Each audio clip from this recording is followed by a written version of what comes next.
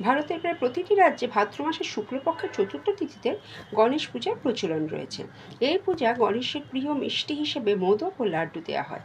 প্রিয় ফল কলা, আখ। প্রিয় ফুল লাল, হলুদ ও কমলা রঙের, যেমন রক্তজবা, গাঁদা ফুল। আর অবশ্যই যেটা দিতে হয় দূর্বা, 21টা দূর্বা একসাথে। ঋদ্ধি ও সিদ্ধি প্রতীকী অর্থে দুটি সুপারি গণেশ ঠাকুরের দুই দিকে রাখতে হয়। মহারাষ্ট্রের গণেশ চতুর্থী সবচেয়ে বড় উৎসব। এর জন্য অবদান দুজনের, ছত্রপতি শিবাজি আর লোকমান্য তিলক। শিবাজি এই পূজার প্রচলন করেন। 1893 সালে লোকমান্য তিলক বুঝেছিলেন এই উৎসব ইংরেজ শাসনের বিরুদ্ধে সাধারণ মানুষকে একত্রিত করা যাবে।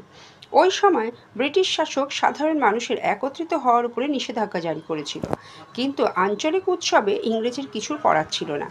তিনি এই সুযোগটাকে কাজে লাগিয়েছিলেন। পুনে এবং মুম্বাইতে প্রথম এই পুজো সার্বজনীন উৎসবের রূপ দেয়। তারপর থেকেই সারা মহারাষ্ট্র জুড়ে গণেশ চতুর্থী পালন করা হয়।